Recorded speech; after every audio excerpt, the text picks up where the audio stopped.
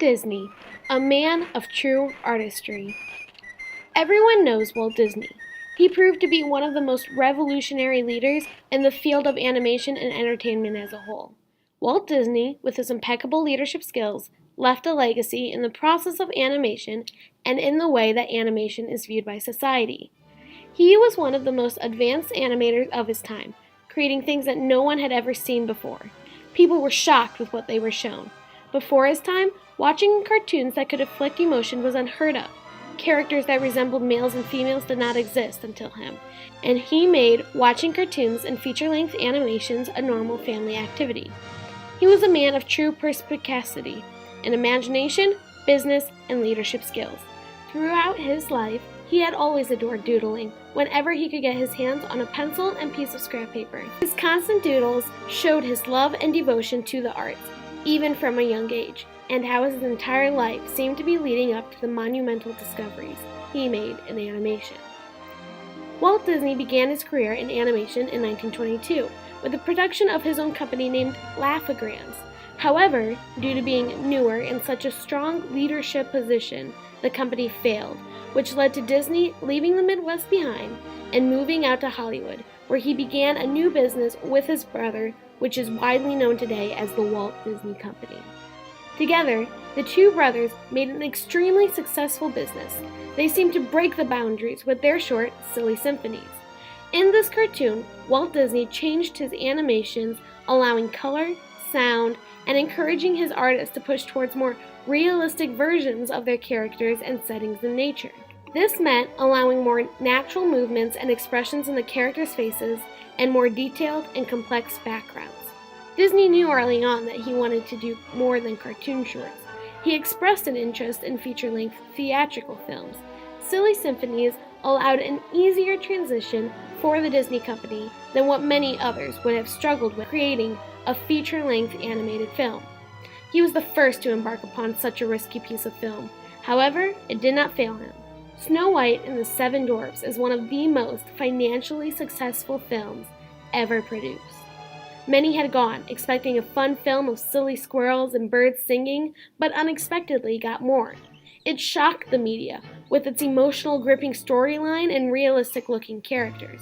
This complicated process took an extreme amount of time, concentration, and team of imaginative and strong-willed people to create such an accomplishing film. But with Disney as the leader, the task seemed to be much more feasible. Snow White was not the only animated feature-length film Disney created. There were dozens more, but many of them were nowhere near as successful or profitable as Snow White at the time. One of these unsuccessful films was the infamous Fantasia, which people in modern society view as one of Disney's classics. The media seemed to love Walt Disney. In a review of Snow White, New York Times gave him nothing but praise. Overall, the media had a positive image of Disney, despite what others later on would argue. Disney was seen as a fun family man who truly cared about America, and newspapers seemed to push this image, agreeing and showing the happiness that could be found in all of Walt Disney's innovations. At the premiere of Snow White, many had showed up, intrigued but doubting a successful show. The audience believed that it would be extremely cheesy and drawn out, but that did not seem to be the case. Everyone coming out pleasantly surprised. After the premiere of Snow White, Disney had easily gained a respectable audience. They were shocked at the emotions they were convicted of and praised Disney's perfectionist style of work that he produced. This style, though, the perfectionist one that could be seen in almost all of Disney's films, was no small task. Disney was known for being a perfectionist. He spent all of his time and energy on whatever he was creating at the moment. During the past 3 years, the studio staff has grown from less than 300 to more than 700 artists and musicians. They worked in shifts, night and day, to complete this unique experiment in entertainment. Remember as a kid how you made your own movies by drawing little figures on the pages of a pad and flipping the pages to make the figures move? That's the basic principle behind animated pictures today. But that's not all there is to it. Not a picture, long or short, goes into production without Walt's personal okay. Next, a director. In another department of the big Disney studio, artists delicately paint the beautiful stage settings for the picture. These backgrounds are done in watercolor. Artists worked for months on backgrounds like the interior of the Seven Dwarfs cottage.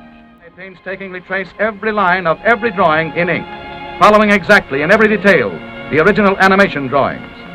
Now the picture moves into its final stage, color. In the studio paint laboratory, all colors used are made up from secret formulas. Expert chemists develop more than 1,500 different shades of color for Snow White and the Seven Dwarfs. The inked celluloids next go to the painting department, where more pretty girls apply the final colors on the back. Snow White and the Seven Dwarfs required 250,000 celluloids painted like this one. The moment he had a bit of extra money, he put all of his artists back into art school. He wrote a memo to Don Graham, a respectful art teacher at Conrad Art Institute, listing all of the reasons of why his animators should be taught by him, the specific processes he would like his animators to be taught, and the goals and outcomes that he expected of his animators, making them have a more cohesive, in-depth, and personalized education. Another way Disney showed his commitment to his companies and projects was his interaction in every step of the process. I remember he called a meeting and had a large group over on the soundstage one evening, and he went through and told the story. And gee, I was just spellbound by it. And then he even acted out some stuff, as I recall. He was a great actor, wonderful, spontaneous actor. He'd be telling something and he'd say, well, say like this, and he'd get up and do this. To begin with, he would usually come up with the idea of a new film and gather his animators to pitch the idea. Disney's feature-length animations left a legacy in the field of work in so many ways. For one, it was a common and cheap source of entertainment for families everywhere. Today, it isn't unusual for a company to produce animated films, a mere category just like dramas and comedies are. Disney made the very first animated film. If he hadn't done that, there may have never been an industry that is as prosperous as what is created today. The ideas that cartoons could invoke complicated emotions from humans was another concept that had not yet happened before Disney.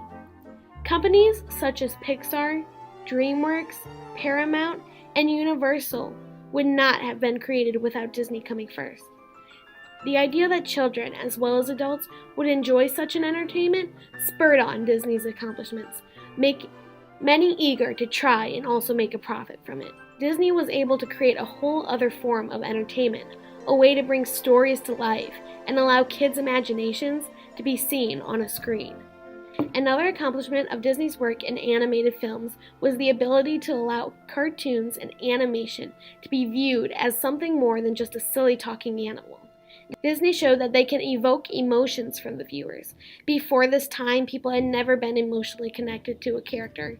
They didn't see cartoons as a person they could relate with. One example of how this is still used today is in the beginning scene of Up, where the audience ventures through this couple's life, not only their good times, but also their most painful. Disney was also one of the first companies to draw realistic human characters.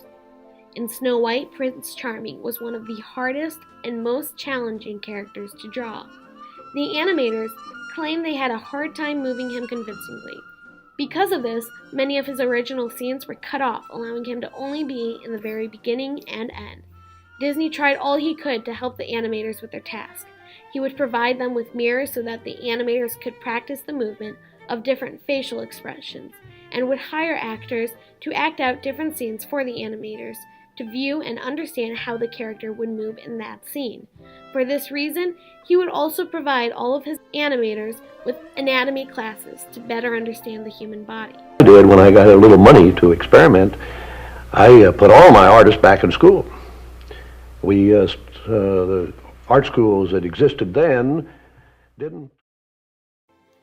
Walt Disney was a tremendous leader who allowed his work to make a remarkable print on the animation industry. It has allowed his company to soar to new limits and have a valuable industry that still exists today.